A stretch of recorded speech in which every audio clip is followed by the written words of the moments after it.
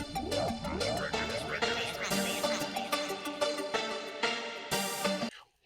right, everybody, welcome back to Creative Vibes Podcast. I'm your host, Kevin Jackson, and today we're going to talk about how to manage difficult creatives. This is part two to this podcast. The first part was about how to manage difficult clients, and we got into some very interesting stuff. But this week, we're going to be talking about difficult creatives because creatives, you can be difficult too, right? And so we're going to be talking about things like ghosting your clients, right? That's one of the number one things that clients really hate about creatives. And then there's number two, clients, or I should say creatives that don't communicate, right? This is the next cardinal sin. Not giving updates, always having excuses, holding clients hostage, and not admitting when you can't do something.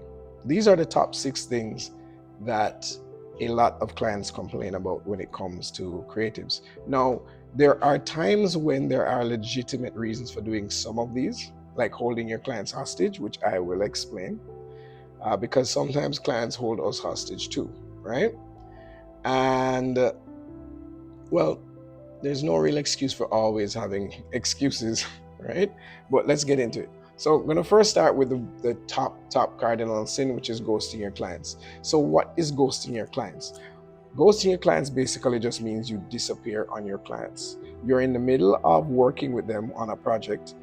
Maybe you've been working with them for 2 weeks, 3 weeks, whatever the case is. And then one day you just stop making contact, right? Your client cannot find you.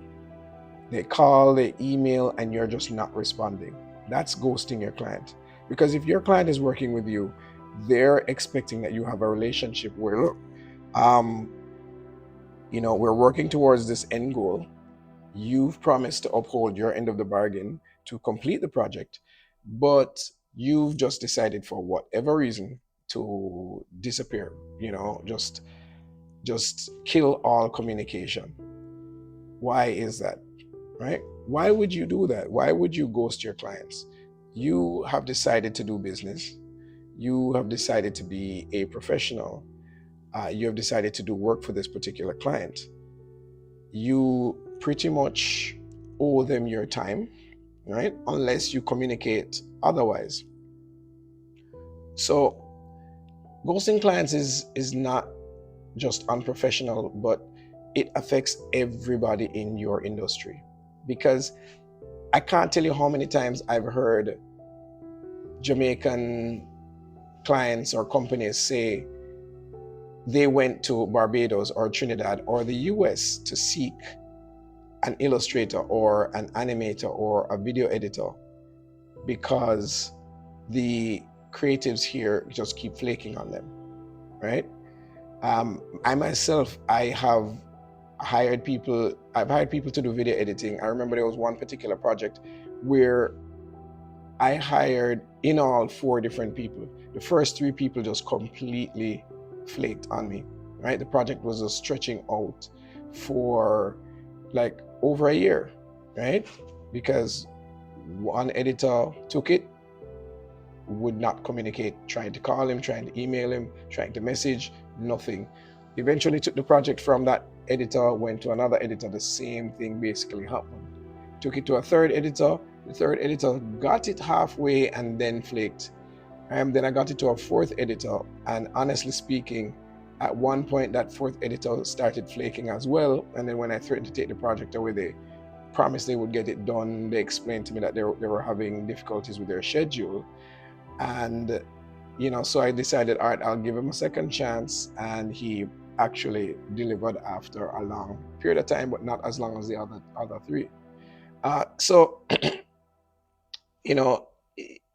it's not good, because it made me start thinking, man, if I need a video editor again, I am going to go to Fiverr, or I'm going to go to Upwork, right? Or I'm going to just contact somebody in another country that's more reliable. And we often complain as creatives that, oh, clients are going to Upwork and they're going to Fiverr and paying, these cheap prices because they don't want to pay the proper price for our work. Part of the reason they do that is reliability.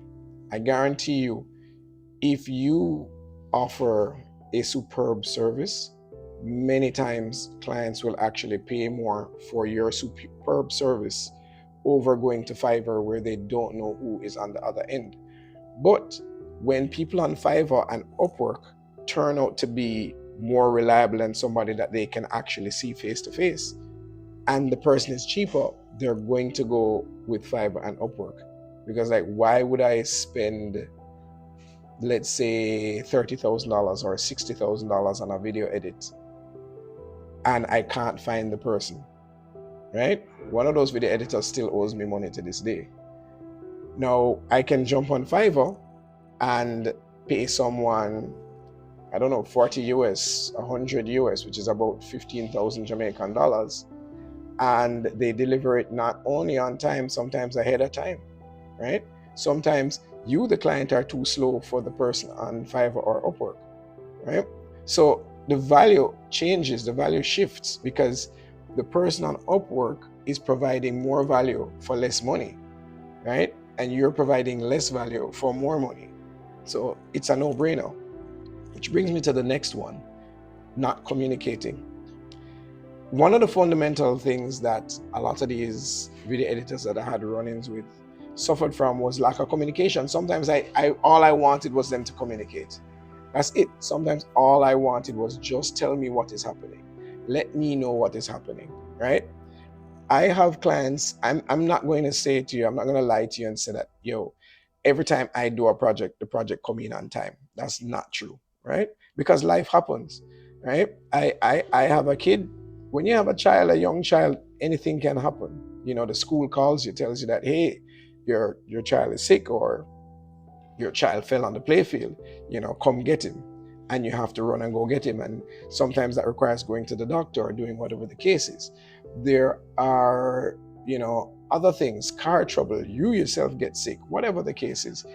And I simply just communicate. I simply just call the client or email the client and say, hey, I'm having this difficulty. I'm going to be a little bit late with the project. And they literally 9 times out of 10 accept it. They go, okay, when are we going to get the project? That's usually what they ask, right? The worst case scenario I have ever had is a client saying, listen, we really, really, really need this by Monday, right? Please, you need to find a way to pull this off by Monday, right? So that's the worst case. They will say to you, look, I understand that life is happening to you, but we can't change our deadline. Try and make something happen, right? That's the worst, literally. You know, maybe the worst might be that they say, hey, you're the one who set the deadline, you know, you have to go find somebody else to go and get it done within the time. That's the worst. But the fact is, communicate. 9 times out of 10, they will accept that you have an issue and that you're going to be late, as long as you communicate to them when they are going to get it. And I'll tell you why that's important. A lot of the times when you're doing work for clients, the clients don't only answer to themselves. Sometimes the client has a higher boss they have to answer to. And they have told that boss that, hey, this is going to be ready on Friday because you told them that it was going to be ready on Friday. And they want to go show the boss where it's reached.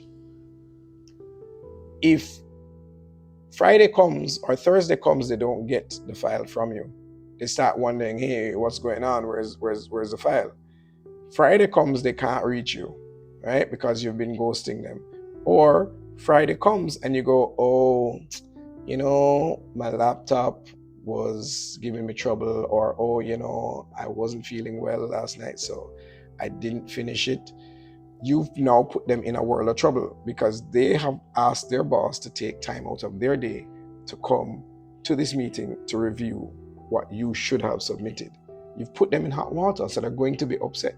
Worse, if you ghost them and they can't hear from you. Now the boss is wondering, did we just pay this person money and they're not doing the work? Think about that for a second. Think about it from your point of view.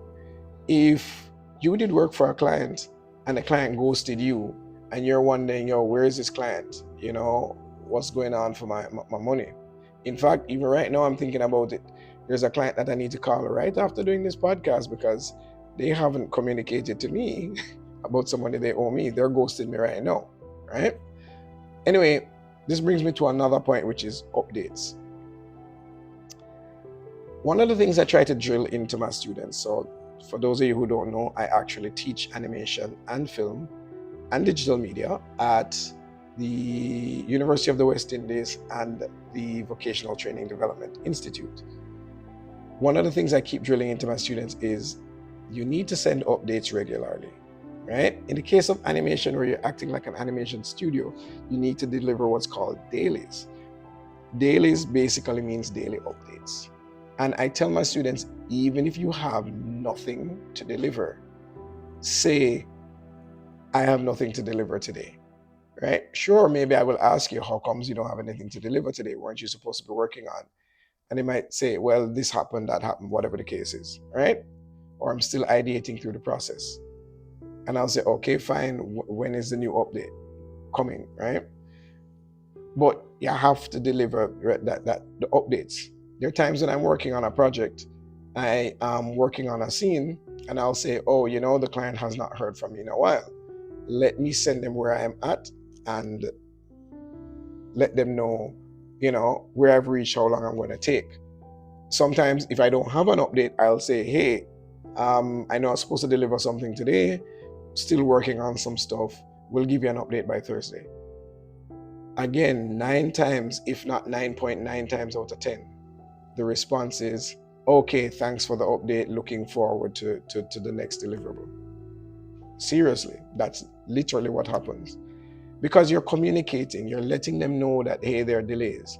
You're letting them know, hey, look, this is where I reach. Sometimes I'll be working on a scene, it's unfinished, right? The colors don't drop in yet, or only some of the colors drop in. All the characters are not in yet.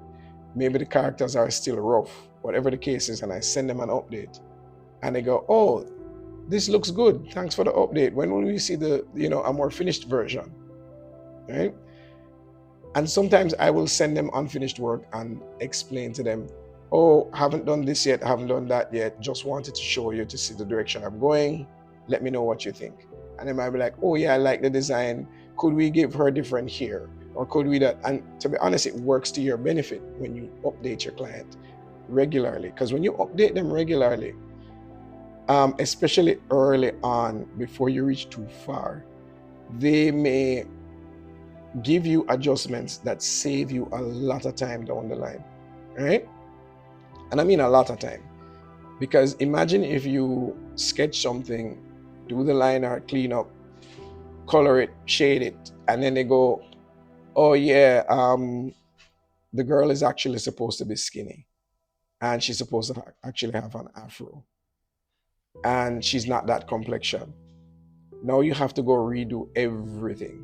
As opposed to if you just show them the sketch and they could say, oh yeah, she needs to be skinnier. Oh, she needs to be bigger. Oh, she needs to have this kind of hair. And you can make that adjustment at the sketch phase. And then you show them the cleanup line, the art, and they go, oh yeah, man, that looks nice. Or put her in a different outfit. That skirt's too short. That skirt's too long. Right? Make your life easier. So that's another thing that we fail at when we don't give updates. I find artists a lot, they want to finish the work and just send it to you as quickly as possible. And then when you have changes, they get upset with you, which is something else I'm going to talk about. Anyway, another thing is always having excuses. This is number 4.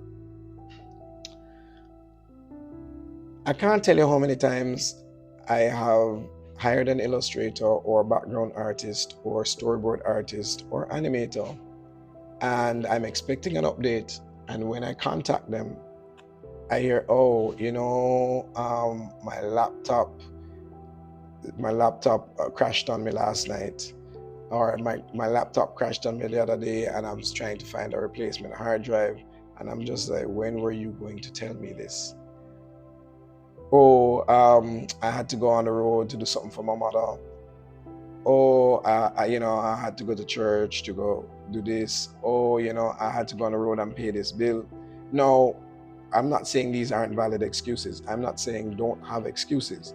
Yeah, you can have excuses. I mean, I just told you about the excuses that I gave my clients. But the problem is when you keep having excuses. I remember having a an artist work for me, and legitimately I ended up doing the entire project myself, right? Barring maybe one character design that he did. Um, and literally speaking, every single day was an excuse. Oh, I had to go on the road with my mom. And literally, he went on the road with his mother at 10 a.m. And he said when he gets home, he'll do it. And literally, 10 p.m. is when he got home. And then when I call him at 10 p.m., he's like, oh, I'm tired. I'm going to just go to bed and deal with it in the morning. The next morning come, there was another excuse. Oh, I had to go up to school for something. Okay. Evening come, oh, I'm just getting back. Okay. Next day, oh, my computer crashed. Okay. Next day, yo, I'm feeling sick. And excuses just kept coming and coming and coming. At a certain point, the excuses have to stop. They have to stop, guys. Right? And I know, to the clients out there that are listening, I know I haven't given you any tips yet on how to manage, but I just want to run through the excuses because I want the creatives to understand the things that they are doing badly that's actually not only affecting them but affecting the industry.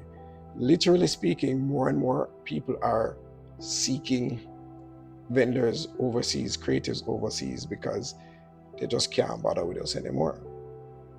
Anyway, number 5, holding clients hostage.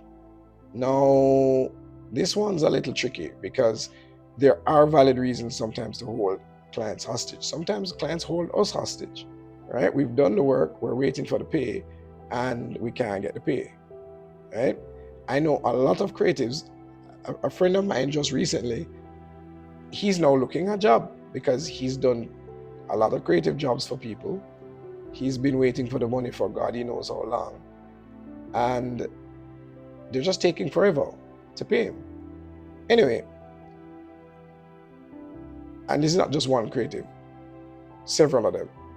Anyway, I'll talk about the client side though, about holding clients, sorry, the creative side about holding clients hostage.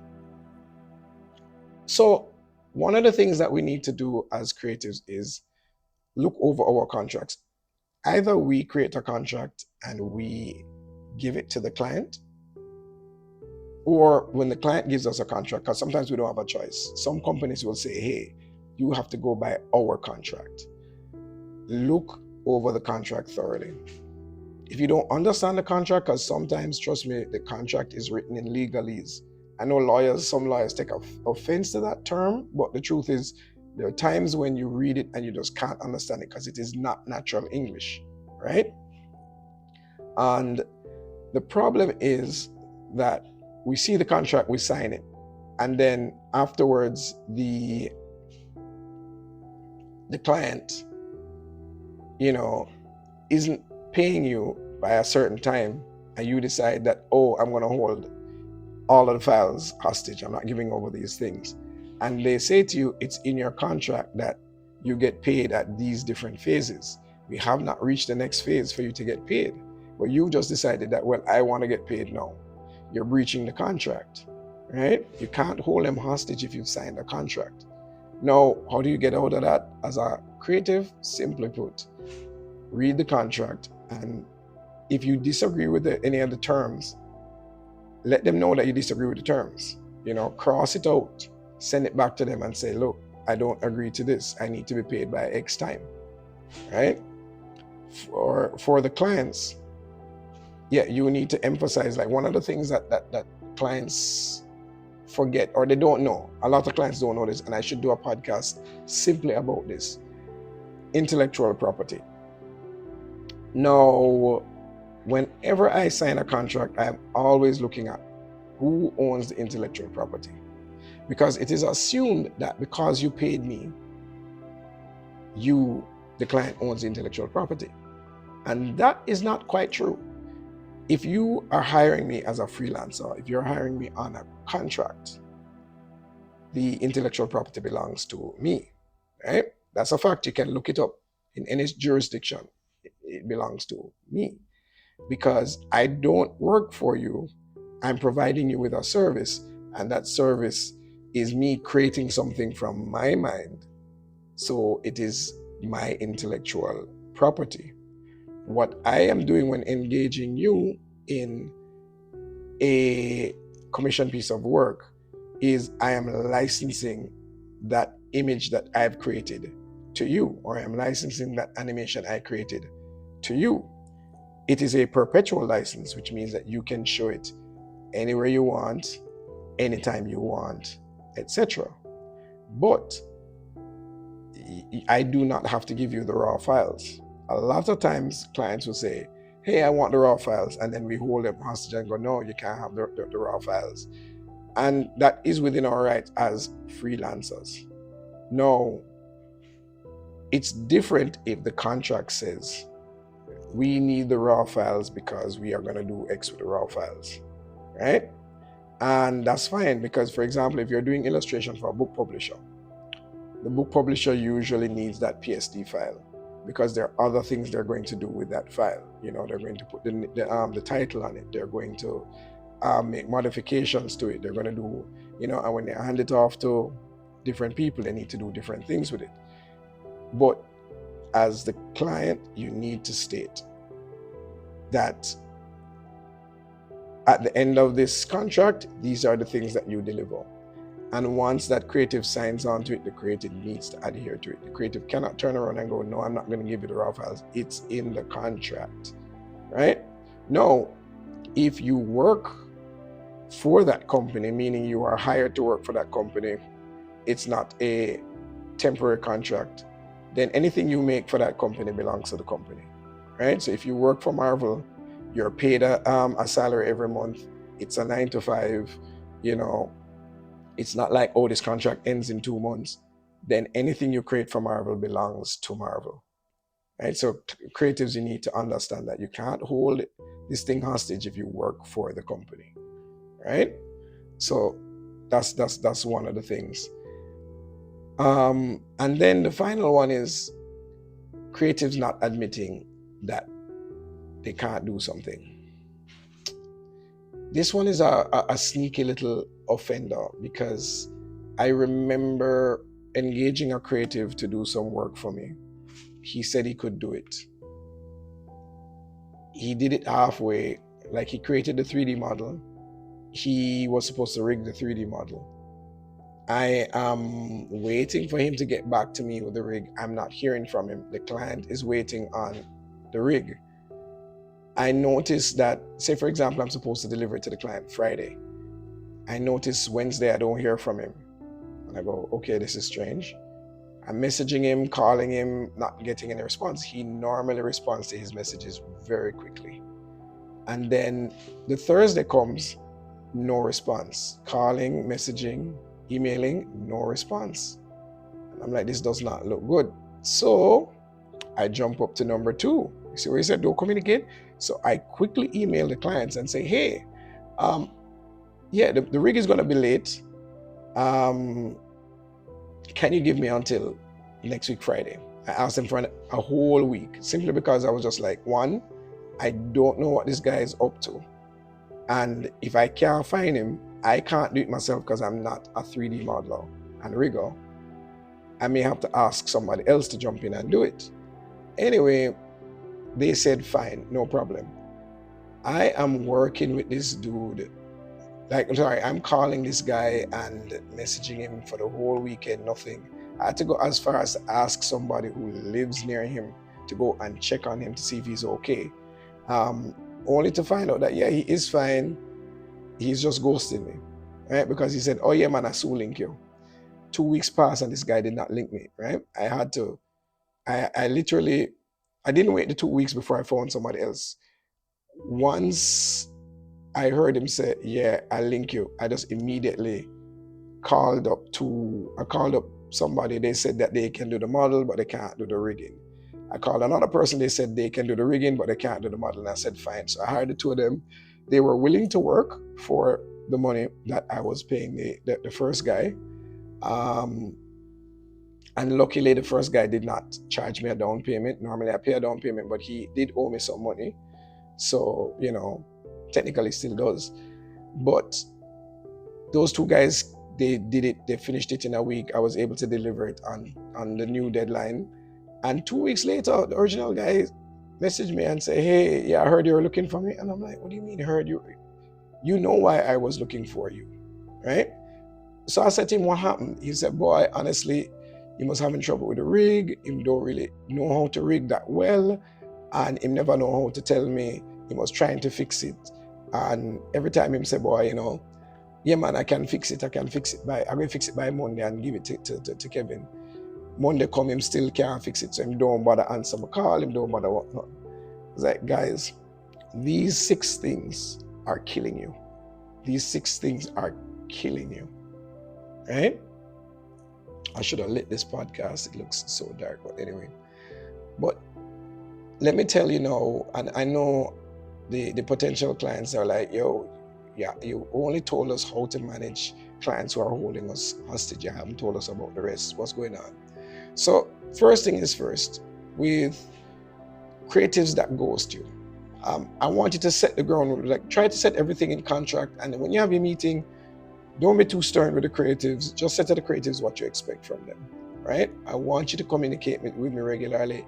Even if you can't get it to me on time, let me know. I know that sounds scary. You don't even want to enter that into the conversation, but let them feel comfortable to come and talk to you, right? Put it in contract that if they ghost you, you have the right to ask back for your money, right? Or something of the sort. If that's not possible, because I personally, when I have a down payment clause, once I've started work, that money is not refundable, because a lot of the times that down payment goes towards paying other creatives who are helping me, right? Or just the work itself. No, but put it in contract that, hey, you're willing to take legal action if this person ghosts you. It's very difficult to deal with ghosting. The other thing that I would recommend is find out who has worked with this person before. Do an interview with them.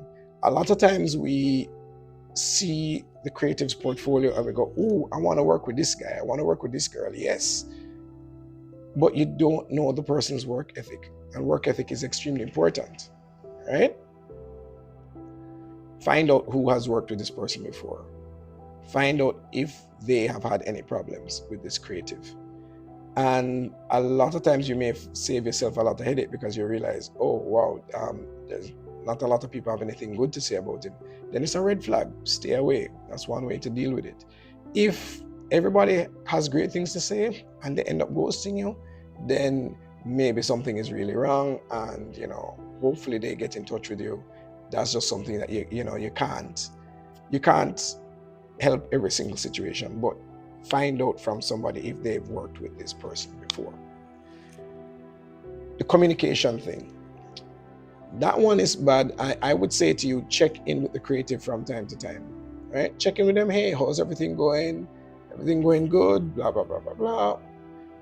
And use project management software, Trello, Asana, ClickUp, etc. And both of you work through that, and you can look on it and say, "Hey, I notice you haven't updated this. What's going on?" Right? But again, let them feel comfortable to communicate with you, and you communicate with them regularly. Let them know you're reaching out. Don't only ask about the work. Ask about other things, so at least they feel a little connected to you. Right? A lot of times when you only ask about the work, sometimes people ghost you or they don't communicate with you because you keep bothering them. I've had that. I've had clients who every hour they're messaging me. So how is it going? How's it going? Oh, I hope you're doing this, I hope you're doing that. And it disturbs your workflow, right? There are times when you send a client an update, and instead of them just saying, "Oh, the eyes are too big, could you make them a little smaller?" Instead they go, "Oh, can we have a meeting? Can we have a quick meeting?" And you break your flow to go have the meeting, and the meeting is not quick, and their thoughts are not coherent, and their thoughts confuse the creative more. So the creative decides, yo, I'm just gonna ghost this client because every time this client comes with something is a long meeting and it just disturbs my flow and confuses me. This is why a lot of times it's really good to hire a supervisor or hire a manager or hire a production manager who can be the middle person between you and the client. I've had great success with that. I might even do a podcast about that as well, where I'll hire somebody just to manage me and the client. And that way they go to the client, they find out what issues are, and then they come back to me and just give me the issues instead of all of the rigmarole and back and forth. Because the back and forth can really disturb a creative's flow. So that's what, and another thing too is try to give your creative as much feedback at one time. I said this in the last podcast. Try to give them as much feedback as possible at one time. So if you know as a client, you have to go to two other people to get approval, go to the two other people first, put your notes together, send it to the creative. Do not communicate with the creative your issues, and then tomorrow communicate Elizabeth's issues, and then the day after communicate Marcus's issues. Because when you get three different changes, that throws them off completely, especially if the changes conflict each other, right? Your creative not giving updates, yeah, just require it in the contract, set a schedule for updates, ask them for updates, tell them, hey, it doesn't need to be finished. Again, make them feel comfortable communicating with you. Tell them the update doesn't need to be finished, you just want to know where they are because you have to report to your team to just keep them posted. Make them feel comfortable. And when you get updates that are not quite finished, don't respond shocked and odd like, okay, this is all that's been done, because then you make them feel a little bit more apprehensive about coming to you if something is not complete. And to be honest, a lot of times creatives want to get you the complete thing instead of stages, because a lot of clients, for some reason, their imagination can't stretch enough to see a sketch's potential. And so they see the sketch and they go, what's this? It needs some color. It needs this, it needs that. And it's like, no, you need to look at the sketch and just accept the sketch for what it is and imagine what the sketch can look like so you can give feedback. Because otherwise, your creative is going to want to go all the way with it because they know that you need color and you need this and you need that. And then when you have too many changes, they don't want to change it because it's too much changes, right? So try to understand the process as best as possible. Creatives always having excuses. This one is a little tricky. Because, boy, you can't help it, but you're going to have to just be stern with them and say, look, you've given me 5 different excuses over the past 3 days. You could literally say to them, say, look, I don't think this is working out. I'm going to have to just find another creative and cancel the contract with them. Or just let them know straight up that, boy, I really don't want any more excuses. I need to see results, right? The creative is just going to have to soak it up. But, either use somebody else or just be stern with the creative. Holding clients hostage. Now, again, I explained this one already. This has to be fixed in contract, from contract phase, because you being held hostage wrongfully is not acceptable. If you're being held hostage correctly because you're not paying them when you're supposed to pay them, or you've just decided that, I'm not paying them because I don't like what they've submitted, even though my directions are what led to this, then the creative has all right to hold out on you, right? But if they are wrongfully holding out on you, your contract deals with that, and you take your legal action where you need to. And for those who won't admit they can't do something, make them feel comfortable to admit that they can't do something, right? Let them know, hey, if you're having trouble with any aspect of this, let me know. I have some other people on the team that can do that part. Sometimes that takes a lot of burden off of them, knowing that, okay, they don't have to be the ones to do all of this, right? You may even say, let's say, for example, it's in the contract that they're supposed to do all of this, but then when it reaches that stage, you realize they don't know how to do it, then you can say, okay, since you can't do that, um, can I pay you less so that I can pay someone else to do this part? A lot of times the creative will say, sure, right? But pretty much on a whole, I really want clients to understand that being a creative sometimes is a lonely road, especially when you hire a freelancer. You pay more money when you hire a studio or a company because there are more people on deck. And when there are more people on deck, there's accountability, right? So you don't have to worry about accountability. That's built into the company. But when you hire a freelancer, yeah, there's a lot of pressure on that freelancer. So you have to decide if you're spending less money, are you going to go with those risks? Or if you can't deal with those risks, are you willing to spend more money and go with a structured company? Um, and, for creatives, I can't stress this enough. Sort out these 6 things. It is not okay to ghost your clients. It's not okay to not communicate. It's not okay to not give updates. It's not okay to hold things hostage without having a discussion. A lot of times things can be just relieved with a discussion. And it is not okay to not admit that you can't do something. Anyway, guys, that's it for another Creative Vibes podcast. See you on the next episode.